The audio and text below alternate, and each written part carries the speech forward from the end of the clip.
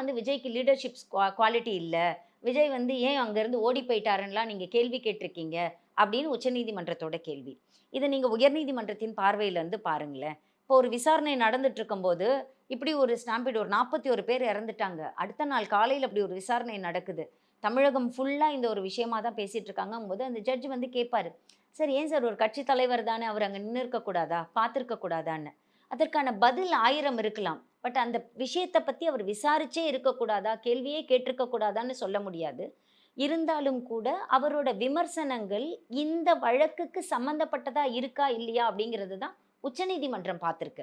அவங்க என்ன கேட்குறாங்கன்னா, "இது உங்ககிட்ட வந்த வழக்கு என்ன? உங்ககிட்ட கேட்ட கேள்வி என்ன? உங்ககிட்ட கேட்ட நிவாரணம் என்ன? அத விட்டுட்டு நீங்க ஏன் ஒரு கட்சியின் தலைவர நீங்க வந்து அவர் மேல நீங்க கருத்து சொல்லியிருக்கீங்க அப்படிங்கிறது தான் உச்சநீதிமன்றம் கேட்டிருக்கு.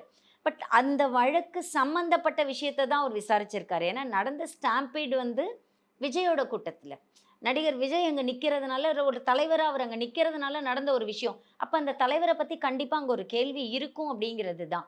பட் இப்ப இந்த வழக்க ஆனா எல்லாரும் எப்படி பார்க்குறாங்க அப்படின்னா, இவர் வந்து விஜய்க்கு எதிரா கருத்துக்கள் சொன்ன உடனே, அவர் எந்த கட்சிய சார்ந்தவர்? நேத்திக்கு வரைக்கும் நம்ம யாருக்குமே தெரியாதே! அப்படி ஒரு ஜட்ஜ் அங்க இருக்கிறதாவே நெறைய பேருக்கு தெரியாது. பொதுமக்களுக்கு தெரியாது. அப்படி ஒரு ஜட்ஜ் என்ன கட்சிய சார்ந்தவர்ன்னு தெரியாது. அவங்க அப்பா என்ன பண்ணிட்டு இருந்தாரு? அவங்க அம்மா என்ன பண்ணிட்டு இருந்தாங்க? எதுவுமே தெரியாது.